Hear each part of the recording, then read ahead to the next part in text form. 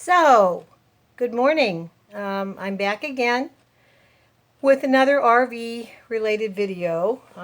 People are starting to watch, which is making me feel very good. I hope that if you enjoy what you're seeing here, that you will subscribe to my channel and take a look at some of my videos and pass the word on to your friends, because that's what's going to make this work. Today I want to talk to you about Class A motorhomes. Um, as I said in an earlier video, which I will link to in the information portion of this one, there are many kinds of recreational vehicles. My favorite is the Class A. That's what I have. I've had one for years. I've had several of them. There's there's some things you need to know about them if you're interested in buying them. The first thing is that there are two types. One is a gas engine and one is a diesel engine. People have their preferences. I like them both. I actually prefer the diesel engine, and the reason for this is that the gas engines have a hump between the driver and passenger seats, which can make entry and exit difficult. The diesels don't have that hump because the engine sits in the back. That's why they're called diesel pushers. Also, it doesn't get as hot. You know, when you're driving in the south in the summer or in hot weather anywhere, that engine is working and it's picking up the heat from the highway, and that goes up through the floor. And if you're sitting right beside the engine, of course, it's going to get a little uncomfortable, especially on very hot days. You don't have that problem with the diesel. Also, getting in and out of your seat is easier. And if you get a diesel with a side entry, which I suggest you do if you buy one, you can turn that seat around when you're parked and you've got a living room. Just that simple. Diesels are quieter to drive. They're easier to drive because of where the engine is. You're usually towing a car, so that helps hold the car in place. They come in a variety of sizes. You can buy a small one, but don't think for a minute that you're going to pay less because of size, because some of the smallest Class A RVs are very expensive. There's one put out by, I think it's Mercedes. It's like $150,000, and it's not much bigger than a van. And as I said in an earlier video, those smaller RVs have a lot of discomforts to them, especially if you plan to use one for long periods of time. On the other hand, some people like the smaller ones because they're easier to drive, which is another issue that we need to address. If you're going to buy a Class A, you need to pay attention to length and pay attention to slide rooms, because if you're not a really accomplished driver, those things can cause you problems.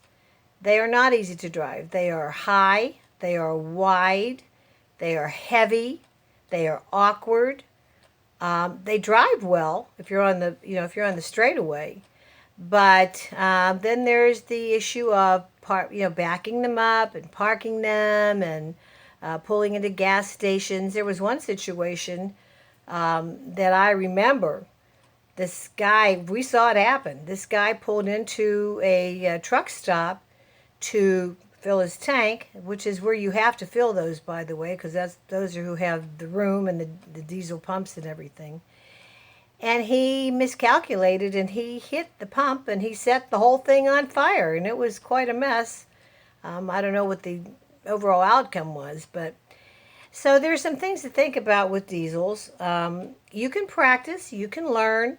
There are places you can go, to get lessons and so forth.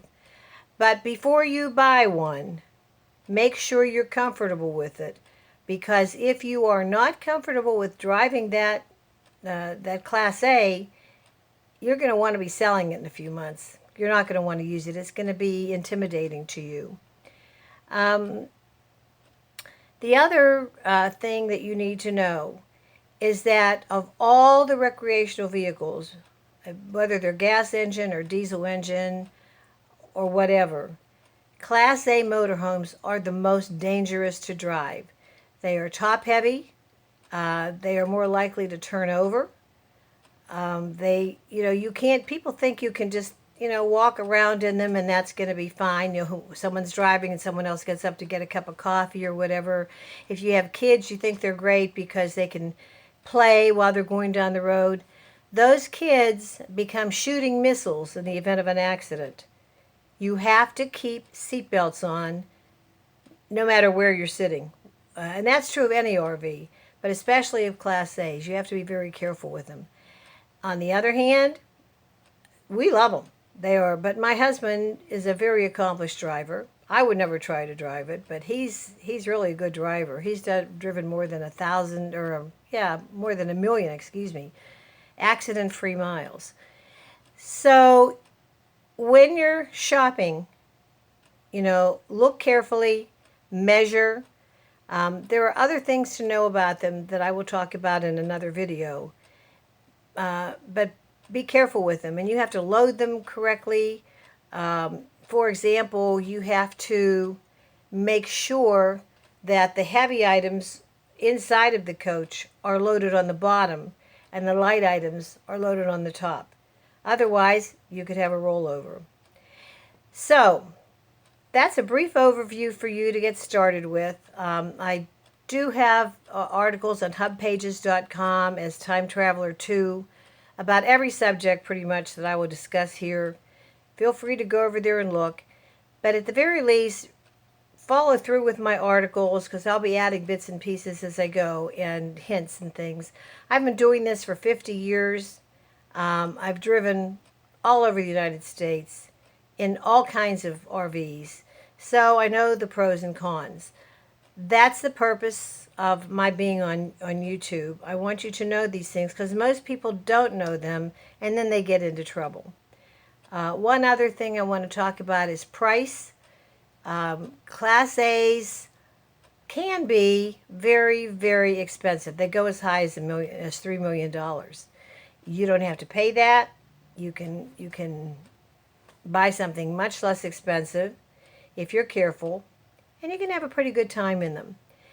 So don't forget to subscribe to my channel and to read my articles and to tell your friends about this. There are more than 9 million people right now RVing in this country, and the information I'm going to provide them will save a lot of money and will help a lot of people. So thank you very much for your time, and we'll see you next time. Bye-bye.